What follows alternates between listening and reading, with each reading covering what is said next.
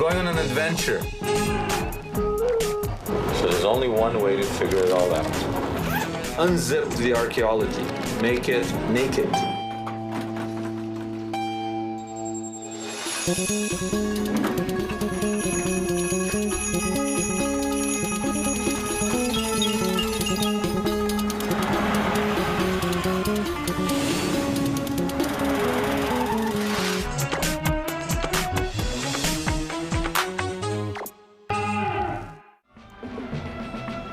Ron, you got the maps? Yes, I have the maps. The mission is to find Mount Sinai. Look at the map. Here's the path, right? One main road, the two central routes. For hundreds of years, adventurers have been searching for the real Mount Sinai, the holy mountain where Moses led his followers at the time of the Exodus after escaping from slavery in Egypt.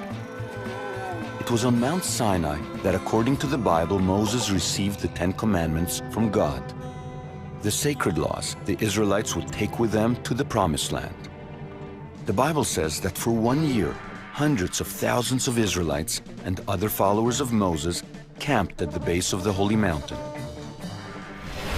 It describes Sinai in detail, providing valuable clues for any modern-day explorer to follow. Why then has the mountain been so difficult to locate?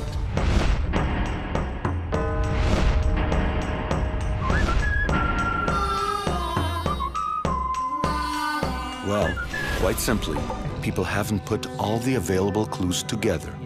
That's the other candidate for Mount Sinai, right? From the Until now. Yeah. Okay, let's go. We've put together the ultimate Sinai search posse.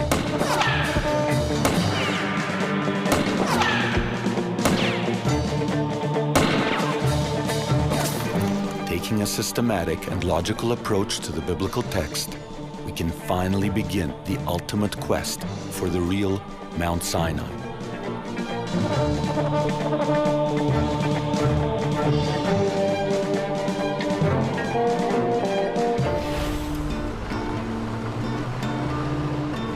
Okay, so here's the thing. If you're going to search for Mount Sinai, you got to go where everybody goes. The monastery of Santa Catarina in the southern Sinai. It's worth checking out because that's where everybody goes. Popes, presidents, they go to Santa Catarina, kind of a Mount Sinai tourist trap.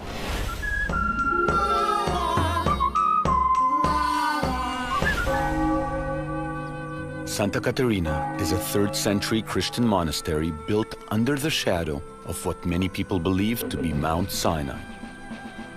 The Bible says that God appeared to Moses at the foot of Mount Sinai and spoke to him from a burning bush. You look inside the Catarina monastery and you find one big bush. Catarina is a high mountain in the South Sinai Peninsula, and this is where the tourists flock. Its incredibly steep and conspicuous peaks certainly make the mountain impressive. But that's where the case for Catarina begins to crumble. Moses was 80 years old at the time he climbed Mount Sinai. Catarina would have posed an extremely difficult feat for the old guy. And in fact, when we consider Catarina's characteristics, we find it doesn't fit a single biblical criteria.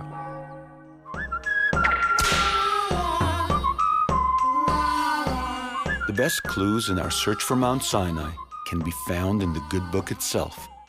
You know, what I find amazing, that people actually don't read the text. It says explicitly that it has to have a plateau where you can gather, you know, hundreds of thousands of people.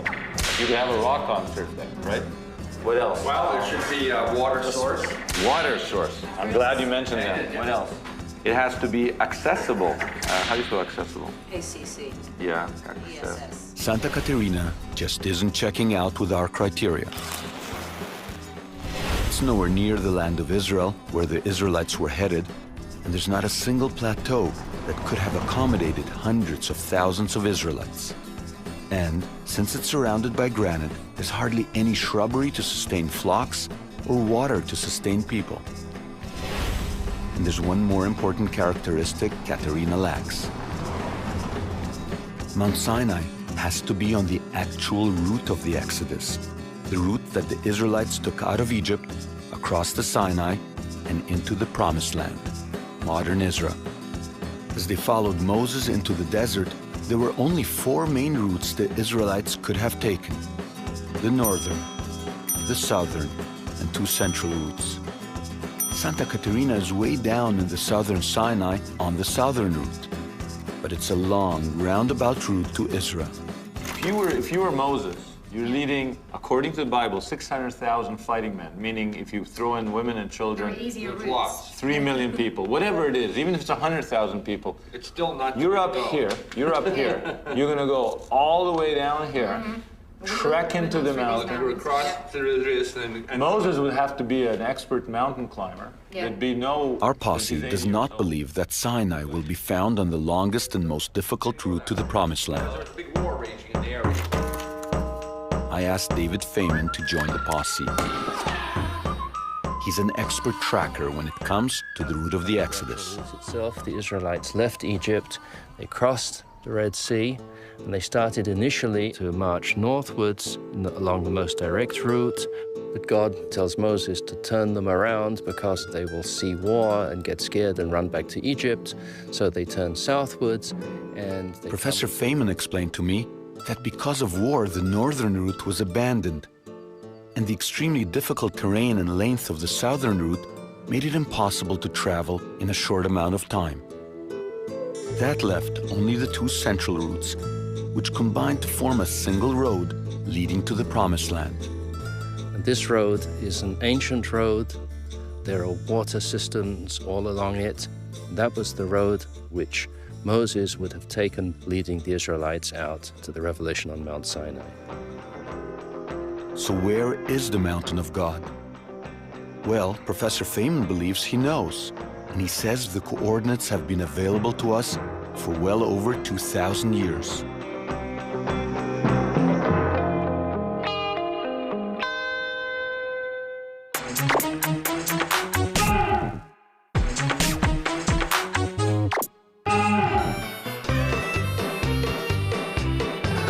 There's a new man in our search posse, Professor Feynman, and he believes the best candidate for Mount Sinai is a mountain now called Bisher. Feynman supports this claim based on his interpretation of the clues he says can be found in the biblical story of the Exodus. Exodus chapter 3 starts, "Now Moses was tending the flock of Jethro, his father-in-law, the priest of Midian, and he led the flock to the far side of the desert and came to Horeb, the mountain of God. There, the angel of the Lord appeared to him in flames of fire from within a bush. The Lord said, I have indeed seen the misery of my people in Egypt, and I am concerned about their suffering. So you and the elders are to go to the king of Egypt and say to him, the Lord, the God of the Hebrews, has met with us. Let us take a 3-day journey into the desert to offer sacrifices to the Lord our God." So where was the mountain of God? It was 3 days' journey from Egypt.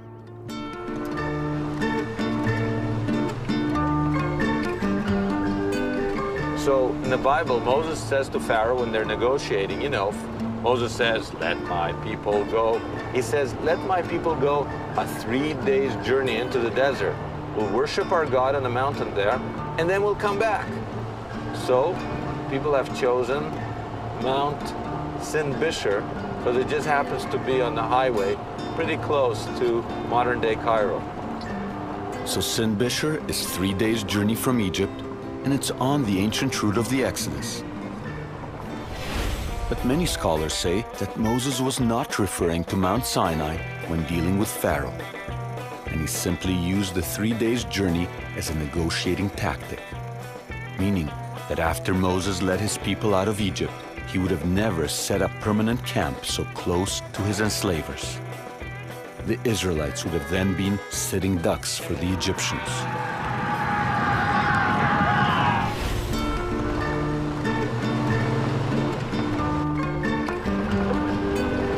So it was a bluff. Moses was never serious about this 3 days journey, and that doesn't refer to Mount Sinai. Now, he doesn't mention Mount Sinai at that point. He had no intention of actually going 3 days' journey, worshiping, and then coming back and being slaves in Egypt. It was a bluff that's throwing everybody off. And there's something else that has to be considered. A very important characteristic that Bisher lacks.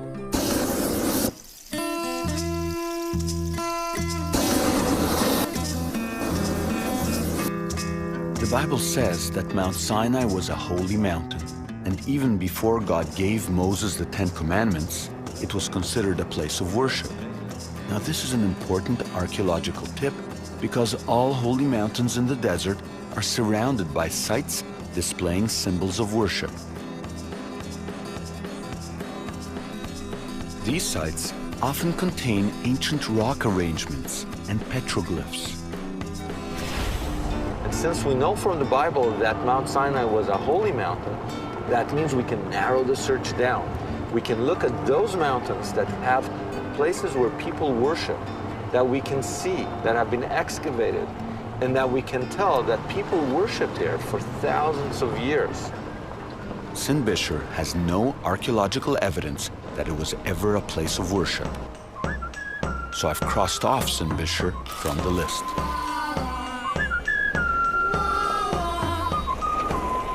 And I've added to my Sinai posse the quintessential expert on mountain sanctuaries and petroglyphs, Uzi Avner.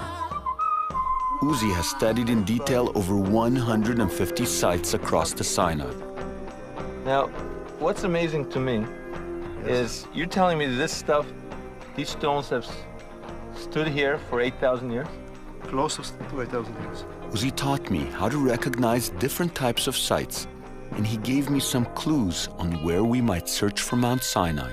First of all, the archaeological indications are a few different types of religious sites.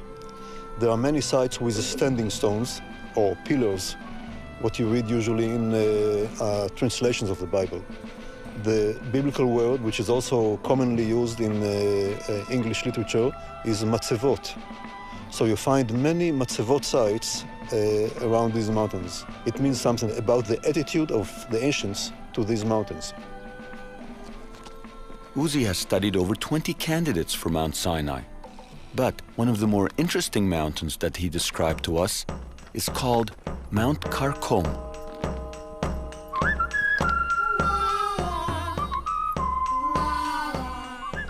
There are indications that Har Kharkom was a sacred mountain. It was one of many sacred mountains. What is unique to this particular mountain, Har Kharkom, is the numbers of petroglyphs.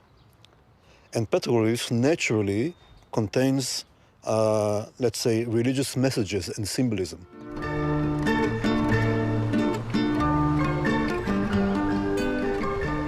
Where are we going? Har Kharkom, Mount Kharkom, which is in Israel. Very, very far from Egypt. But it's a very interesting mountain. Are we on a wild goose chase or a sacred path? Mount Kharkom just may be our Mount Sinai.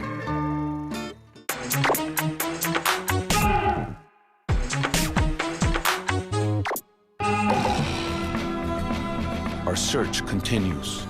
We're looking for Mount Sinai, the holy mountain where Moses received the Ten Commandments from God. We've searched high and low on the Sinai Peninsula, and we've ruled out two suspects, Santa Catarina and Bisher. We're now on our way to see suspect number 3, Mount Kharkom, over 300 kilometers from Egypt in modern-day Israel. We've rounded up a new man in our posse. His name is Hanoch Weiser. He's an expert on Kharkom, and he knows where to find the most convincing evidence. Then we go. We climb up here and we come down from over there. Oh, you got all the spots marked? Okay. אנחנו פה. The first thing that Weiser points out to us is the acoustics in the area. When you stand on the mountain and someone talks from 1 kilometer away, you can hear him. I never considered that you would need a place where actually voices could carry. You could hear somebody giving a speech. Yes, in the biblical story, The whole scenery is accompanied with a lot of voices, voices is in the story, and he writes that it's a very great acoustics. At its base, Mount Kharkom has a matzevot altar of the kind Uzi Avner described, standing stones which could be symbolic of the tribes of Israel. We find here remains of altar with 12 standing stones, and the 12 stones remind us paragraph from the Bible about Moses who put the 12 stones for each tribe one stone under the mountain of God.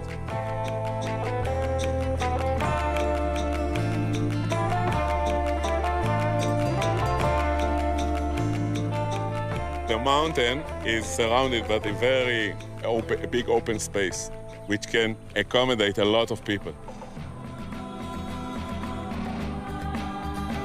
Kharkom checks out as an ideal site for the Israelite camp.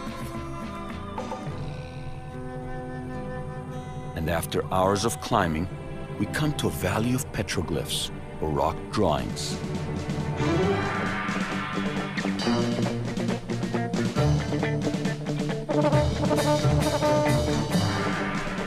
You got 70,000 petroglyphs here. Yes. 70,000.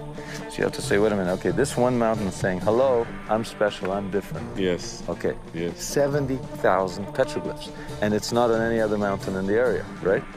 Or Sinai, I mean, it's unique, even if you look at it from a world point of view, right? Yeah. Okay. Weiser believes Mount Kharkom is very special, and he shows us a petroglyph unique to this mountain. One of the most important petroglyphs on the mountain, and that's the drawing of the Ten Commandments. That's a very special petroglyph. We don't find petroglyph like this in all over the mountain and all over the area. There's a lot of coincidences on this mountain. It's either the mountain of God or the mountain of coincidences. But Kharkom's coincidences seem to defy the laws of chance. There's even archaeological proof that this mountain was a sacred place of worship before the time of Moses. In technical terms, we're in a Paleolithic sanctuary, a place of worship.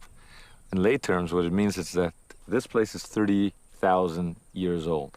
These sculptures would have established this mountain as a holy mountain, a place to worship, way before the Exodus.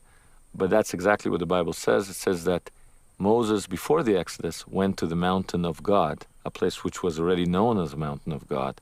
So it had to be a mountain with a tradition of holiness.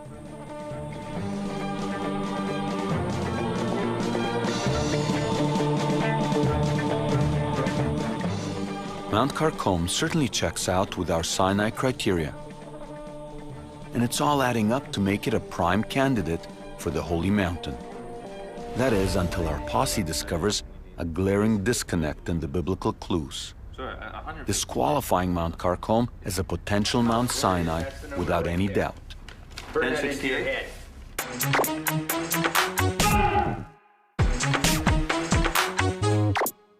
This road, they meet, and that's where the mountain is. Yeah.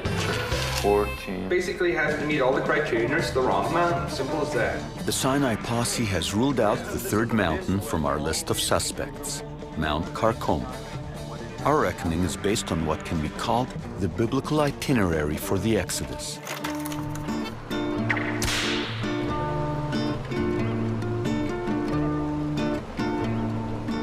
The Bible says that the Israelites got the Ten Commandments 50 days after the Exodus. So you can kind of narrow it down a little bit, especially since there's a tradition that it took them a week to cross the divided sea, and they parked themselves for 2 weeks in a place called Elim, where there was water. Elim can be identified with a place known today as the Springs of Moses. In fact, the Bible reads like a travelogue, documenting Moses's and the Israelites' trip in great detail. They left Egypt on the 15th of the Hebrew month Nisan. They crossed the sea on the 21st. They stayed in Etam for 3 days. They traveled to Elim and camped, arriving at the wilderness of Sin on the 15th of the month called Iyar. But most important for our search is the fact that it took the Israelites 2 weeks to travel from Elim to Mount Sinai. 2 weeks to get to Mount Sinai. That gives you a bit of a geographical coordinate. If we figure a mass of people can only walk, say, what, 15 kilometers a day, then you could put your compass point down on Elim, figure out 15 kilometers a day, 14 days, then you can draw an arc and figure out more or less where it is. If the Israelites had only 2 weeks to travel from Elim to Mount Sinai, there is no way that Mount Kharkom could be the holy mountain. It's simply too far away. So, we've crossed Mount Kharkom off the list. But now that we have a compass point in the desert, we can gather more clues and try to triangulate. You actually have compass points in the Bible telling you. People don't read the Bible, but they go looking for Mount Sinai. For example, it says it's an 11 days journey from a place called Kadesh Barnea. And the Bible goes out of its way to say 11 days. That's a precise compass point. You could put your compass on Kadesh Barnea, multiply 15 by 11, 11 days at 15 kilometers a day, and actually figure out it couldn't be any further than this spot. The Sinai itinerary helps us build the perfect map. The Bible has provided our posse with 2 coordinates. Look at the beauty of it. It's not up here and it's not down here. It's right in the text. You got two coordinates. The most logical route. Yeah, the 2 coordinates happen to be on the most logical route. But to triangulate, right? If you want to triangulate, right, you need 3 coordinates. We need a 3rd spot. This is a weird compass point.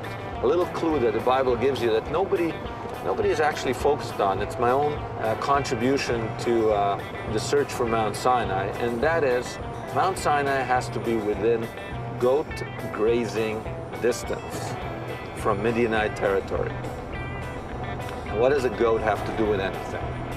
Well, before Moses led the Israelites out of Egypt, the Bible says he lived among these people called the Midianites, and he tended flocks, leading goats in the desert.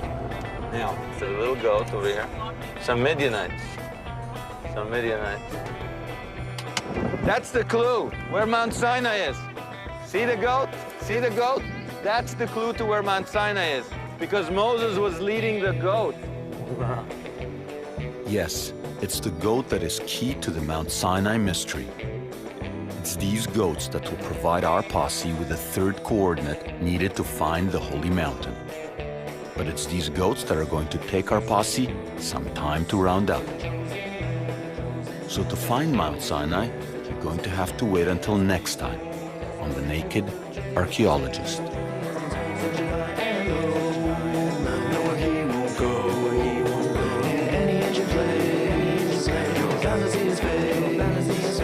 Bound to see his face.